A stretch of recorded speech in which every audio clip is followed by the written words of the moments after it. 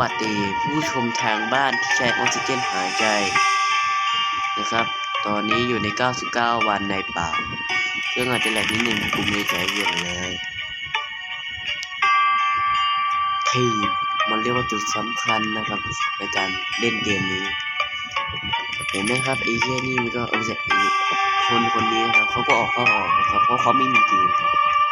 เยี่ยมครับเยี่ยมเลยครับและนี่คือคาร์ดนะครับทุกคนคนเริ่มใหม่ทุกคนต้องมีคาร์ดนี่ครับเป็นแค่คาร์ดอะไร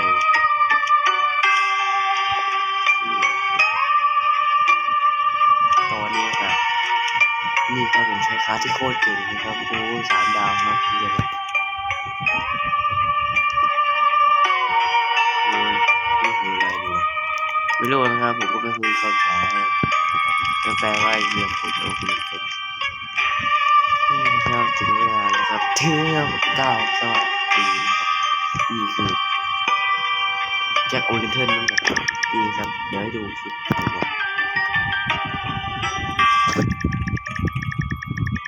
มันจะเป็นลิขสิทธิ์เลยโ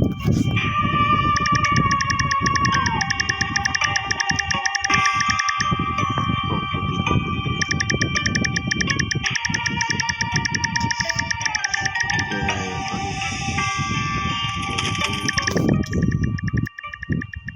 โอเคเข้าใจแล้วครับแต่ผมเพิ่งรีเซ็ตเสียงไมค์กันนะครับโอเคก็เสียงไมค์โอเคตอนนี้ไปดูพูดต้องใกล้กันใบละ10 กิโลอินบัติโซกูบายโอเคถึงเวลากันเล่นแล้วครับทุกคนคลิปนี้อาจจะยาวหนึ่งแต่ไม่เกิน30 นาทีแน่นอนไม่เกิน13 นาทีแน่นอนเพราะกูถ่ายคลิปได้สูงสุดแค่13 นาทีโอเคตัดภาพเราต้องหาทีมคนสิวะ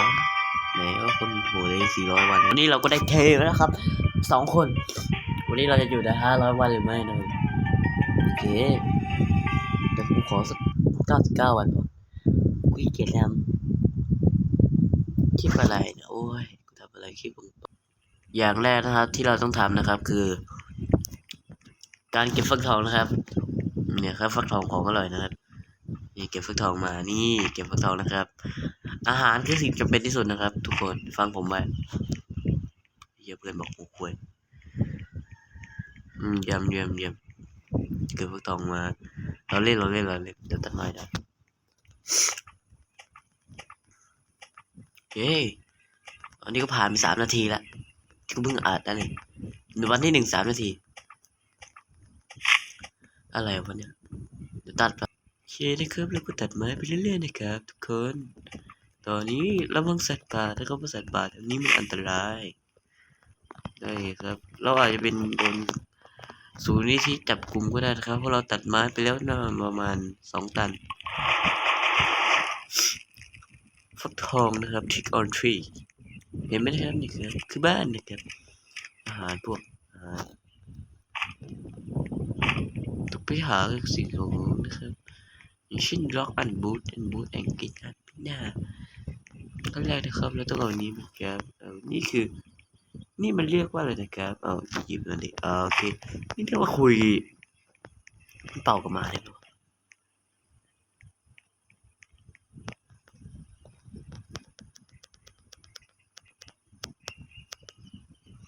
โยอีเต็งไก่โอ้กดไปเรื่อยๆกดกดข้างไอ้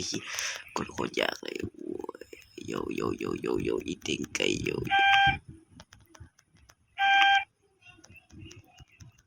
เฮ้ยหยุดกดทิ้งดิ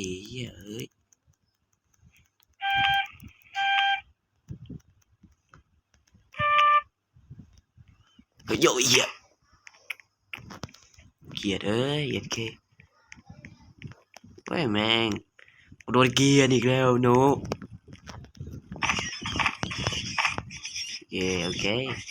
อเคอาหารเฮ้ยเชี่ยแกมาได้ไงมึงตายวันนี้มึงตายไอ้แกมึงตายไอ้เหี้ยกดผิด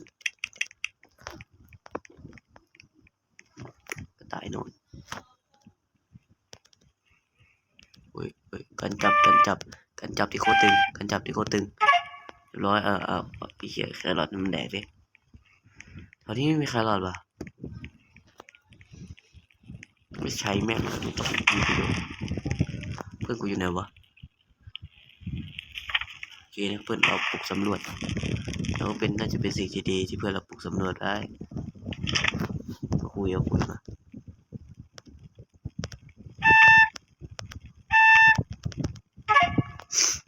แครอทไปแดกไส้เฮียไปแดกเรียบร้อยกับสัตว์กูละกินแม่งแดกเลยตัวฟองสุดแซ่บเราจะไปหาสำรวจกันนะครับโอ้ my god จะ400 วันเราจะได้อยู่ถึง3 วันไหมนะครับตัดไม้รัวๆนะครับตอนนี้เราต้องหาทรัพยากรเป็นอย่างยิ่งนะครับเพราะเราถ้าไม่หาทรัพยากรกูไม่มีที่อะไรแดกนะครับเราไม่ได้พูดคำหยาบนะเกมเราไม่ได้แบนเราใช่ไหมครับไม่น่าหรอกไม่มีทางหรอกไม่มีทางคิดว่าหยุดเดหยุด shut up บอกอะไรโลเกอร์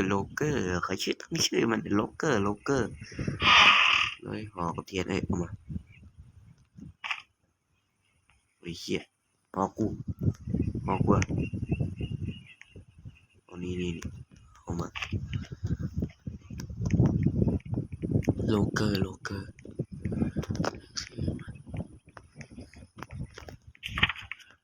บ้านนี้น่าสนใจน่าจะมีบ้านหลังนี้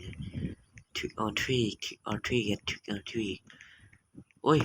ลืมเลยกว่าอะไรกี่13 นาทีนี่วะจะขอพาตัวก็ได้วะ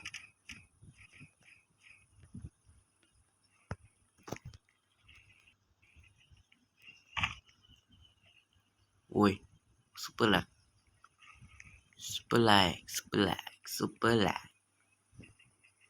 trick or treat bro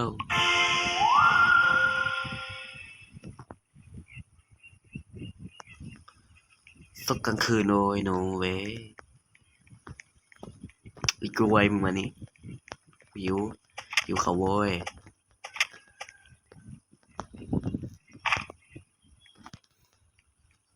โจ้วัดดีแดด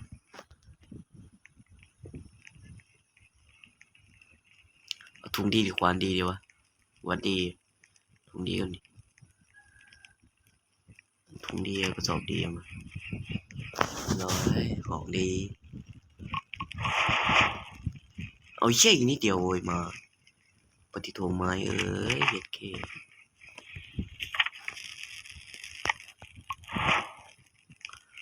trick or treat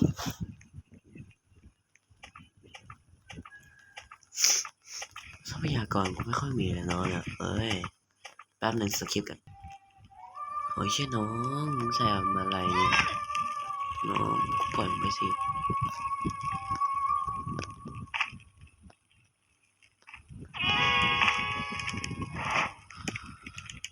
ไม่ใช่กระสุนไฟเอามาอย่างนี้กระสุนเยอะมาก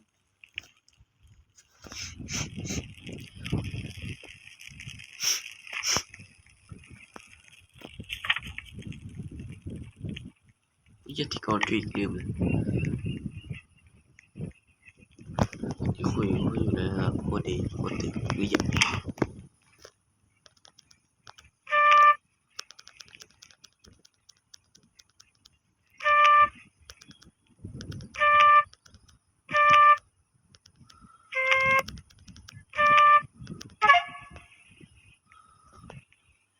อันเนี้ยโอเคกูบอก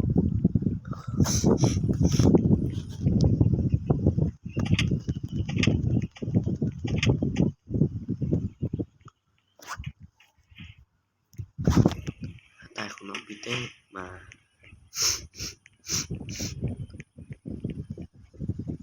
แดกเข้าไป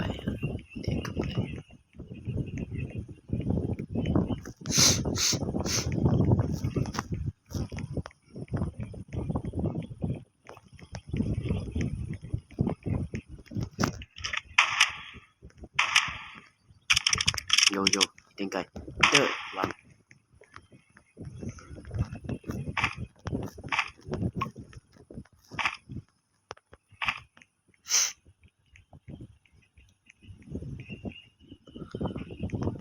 เอาเชี่ยเฮ้ยเอาอยู่นี่แดกกันไป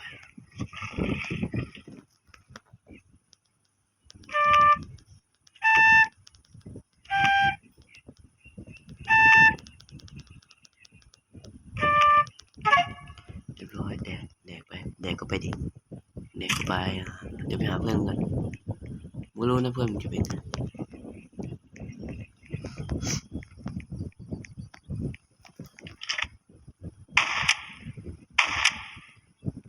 ค่อยดีกว่าแล้วก็ฟันทีเดียว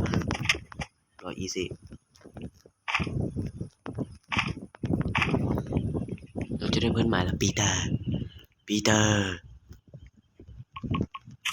เด็กก็ไปไอ้เจนี่1 2 2 1 1 2 2 1 2 2แดกดีแดกดีแดกก็ไปเพื่อนมึงอยู่ไหนมันหัวเพื่อนมึงอะไม่เจอมาแล้วกูถือซาเกโย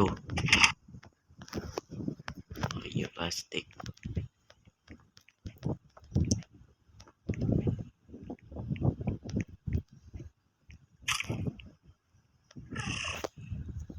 โอเคไปเดี๋ยวตามกูมาดิไอ้โง่ไอ้ลูกเหลือคนเดียวโอ้ยควยเกมอนาคต3 วันกูอนาคต3 วันเกินไปตอนนี้ไฟยังไม่ถึงเลเวล 5เลยตัดไม้